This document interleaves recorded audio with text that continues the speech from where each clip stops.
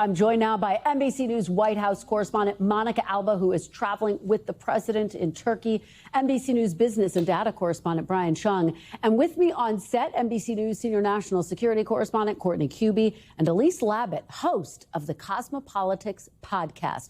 Monica, I want to start with you in Ankara. It has been about 3 weeks since the president signed that memorandum of understanding with Iran. They were supposed to negotiate the thornier issues in the days and weeks ahead. He's now saying effectively that that memorandum of understanding is over, that the ceasefire is over. What is the state of play based on your conversations with your sources, Mon?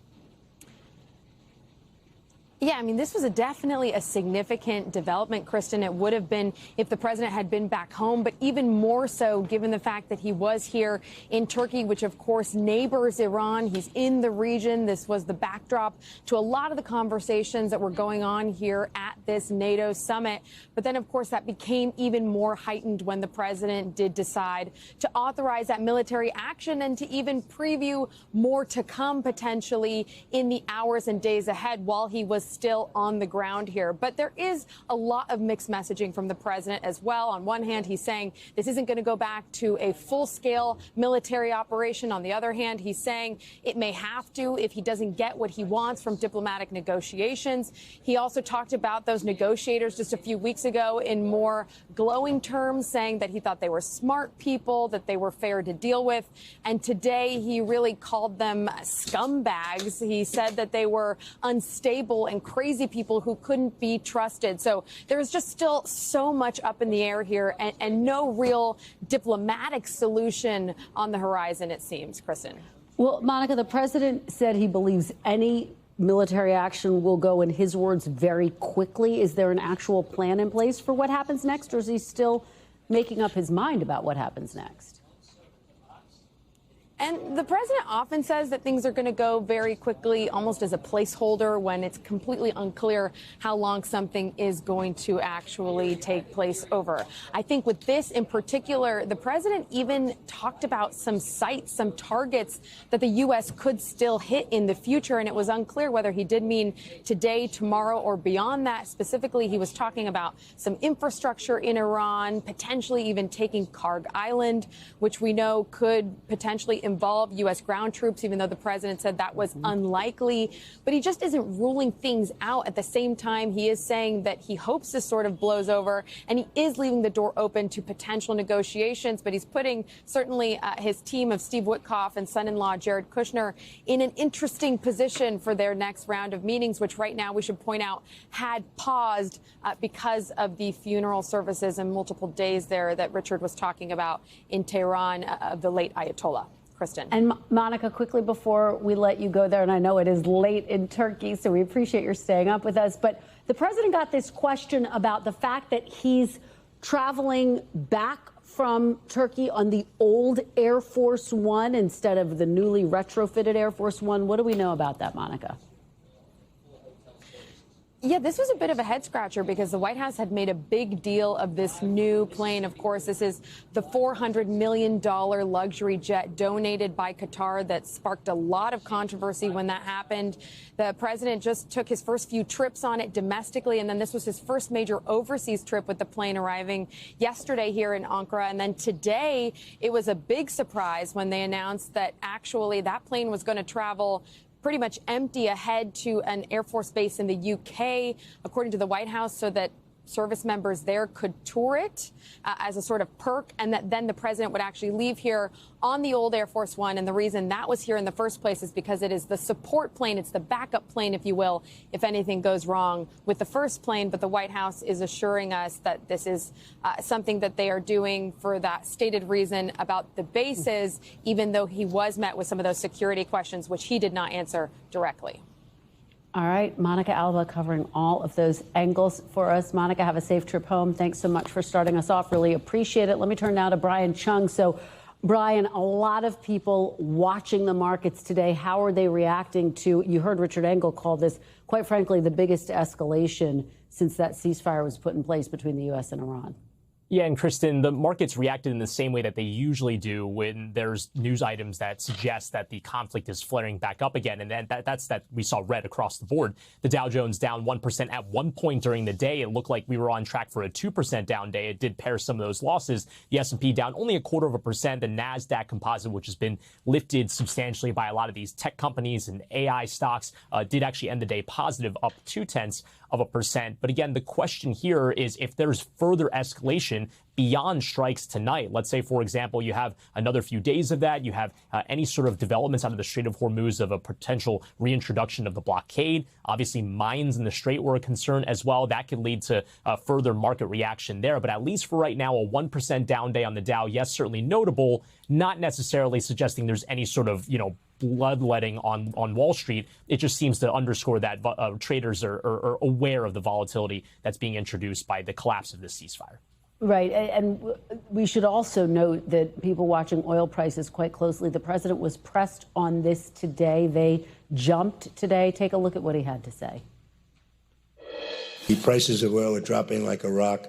Now they'll be up a little bit, and this will end very quickly. We have an oil glut right now because we got all those boats out of the Strait, and it's going to drop. Will it drop like a rock? What's the reality check there? Yeah, and again, Kristen, it almost feels like Groundhog Day because we've heard that talking point so many times over the course of this conflict. Here we are again after the collapse of that ceasefire, same talking point. Right now, we've seen oil prices rise. Brent crude oil was trading somewhere closer to $80 today. It actually closed the day, I believe, just below the $80 mark, but that is still about $10 higher than where it was just a few days ago. And the back of the napkin math is for every $10 a barrel of oil trades higher, that's 25 cents more per gallon that you and I pay at the pump. The average right now, $3.80 according to AAA. That would suggest if things hold the way they are, that prices could go above $4 a gallon. But again, it really depends on the developments over the next few days, which none of us can really say for certain in terms of a crystal ball for what that might look like. That is for sure, but we'll all continue to track it very closely. Brian Cheung, thanks so much. Great to see you as always. Let me turn to Courtney and Elise here at the table. Court, you've got some breaking news as we sit here. Some more strikes on Iran as we talk. Literally in the last few moments, the U.S. military has started more strikes against Iran. So we don't have any sense at this point. I mean, literally, it's ongoing right now of the scope and scale. What we have to point to is, look, there's been a pattern of this, right? Where Iran, over the series of the last several months, was striking out at commercial ships in and around the Strait of Hormuz. The U.S. military would sort of build up, and the military would respond with strikes inside Iran. What was really notable about last night was how much bigger the military response was than the previous rounds. The U.S. had been generally kind of responding in a more proportional way with a little bit of an uptick, right? Yeah. So they would go after the sorts of locations where Iran was firing the missiles and the drones from. Last night, it was in response to Iran attacking 3 commercial ships. The U.S. lashed out at more than 80 targets That's a lot. Around the coastal areas of Iran. So I think the big question right now that we will be working on in the coming hours is this going to be another one of those massive responses to not only Iran's attacking those commercial ships, but Iran's response last night against Bahrain and Kuwait? You know, Elise, I talked to someone who's in close contact with the president, one of his allies. The president's staring down this choice, basically. Right. Does he let these talks play out and continue to try to get this broader deal that they've been in search of? Or does he resume more strikes and ramp up these strikes? Courtney's making the point that last night certainly was significant in terms of the force. Well, I think it's both and, as many of these things are, right? Yes, I think President Trump, as we see right now, is going to continue these strikes. And he doesn't want to go all in. Yeah. He doesn't want to. What is it going to take to end this war, right? We all know what that is. Ending the nuclear program, that would take going and getting those nuclear dust, the enriched uranium. And that's going to take, as Monica said earlier, troops on the ground. He said today he's going to take, maybe we'll take Garg Island, like as if it's like, just taking like a little piece of your backyard. It's a very involved thing. And we both will all know that President Trump is not going to put the boots on the ground that it would take to do that. So in one sense, he's facing this choice. Yeah. But actually, I think, and I would be interested if Courtney agrees, it's really just kicking the can down the road because this is gonna go on for a while. Yeah. But I think ultimately the only thing that's gonna solve this is some kind of agreement that is really not going to be sufficient for what a lot of, the real Iran hawks would like to see. Court, pick up on that. And to Elise's point about Kharg Island, I mean, the president seemed to suggest that this was something he was significantly considering. We know it's something he's been weighing, quite frankly, from the beginning, right? Yeah, Elise is absolutely right. It would be a huge military undertaking for them to take Kharg Island. And I guess it depends on how we actually would define taking the island. Is it actually putting the U.S. military there and holding it? Because the taking of it would be difficult enough because there is some Iranian military infrastructure that still exists there. The holding it would be very, very difficult and dangerous because of what we've just seen Iran do in the last several days. They can fire coastal missiles from at Kharg Island. They can fire drones. They still have some fast boats. The U.S. military took out about 60 of them last night, which is pretty significant. Yeah. But they could still really hold at risk anyone who's holding that island. And let's remember what Kharg Island is, right? That's where Iran stores its oil. So, the threat is, I'm going to stop your oil. But he already did that with the blockade. And I wouldn't say it really persuaded Iran. It persuaded them to come to the table and start talking. But, that's not really getting them to stop what they're doing. Well, the president had effectively given up on these negotiations after last month sounding a note of suggesting that he actually thinks that the Iranians are negotiating with the goal of getting a deal. Take a listen to a sound from about a month ago. We're dealing with people that I think are very rational people. I mean, they were nice to deal with. They were strong people, smart people. I think they are more rational, but based on their actions over the last week or two, they're not doing a service to the people. And I think more than anything else is I got to know them, and I'm not sure I want to make a deal with them. The shift in tone is striking, Elise. It's a tone, it's rhetoric. He does want to make a deal. Yeah. I mean, and he's going to make a deal. If not now, then in a couple of months, it could go. It's the only way out. Yeah.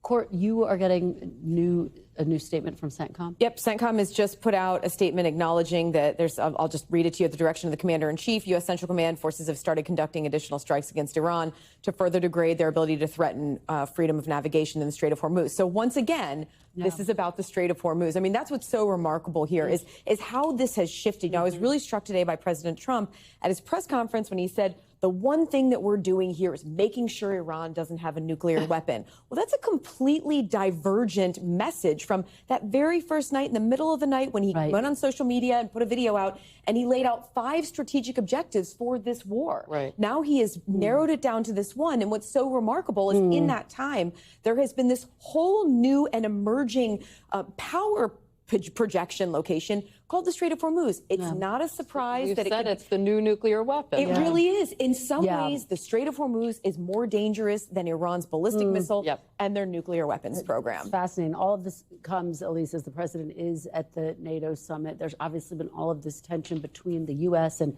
NATO allies because President Trump has been quite critical of them, including in this moment, saying that they haven't given the United States the kind of support he wanted to see. What do you make of this moment? How do you assess this moment? He actually struck a somewhat more positive. I thought it was very positive at the press conference. Yeah, saying we basically. He said there was a lot of love in the room. Right. Yes. Right. Listen, I think that NATO and particularly the Secretary General Mark Rutte has gone to great lengths to kind of give President Trump the credit that he needs in terms of Europe trying to, stand a little bit more on its own defense. And you saw what happened with Ukraine today when he said we're going to allow Ukraine to produce Patriot missiles. I think it's really remarkable how this war is transforming. And Ukraine in particular, you used to study whether Ukraine should be a member of NATO. Now NATO is looking to Ukraine for innovation. And so I think what we're seeing, and President Trump, this is something that's been happening over successive administrations, is that Europe is taking more, if not more spending. They're going to try and take more responsibility. And I think President Trump wants that. You just want to see it linked up to the U.S. and NATO working together, not only Europe and no more U.S. All right, Elise, thank you for all of your incredible analysis. Court, thanks for your great reporting and all of the breaking news, being on top of it. We appreciate it. Thank you both. We thank you for watching, and remember, stay updated on breaking news and top stories on the NBC News app or watch live on our YouTube channel.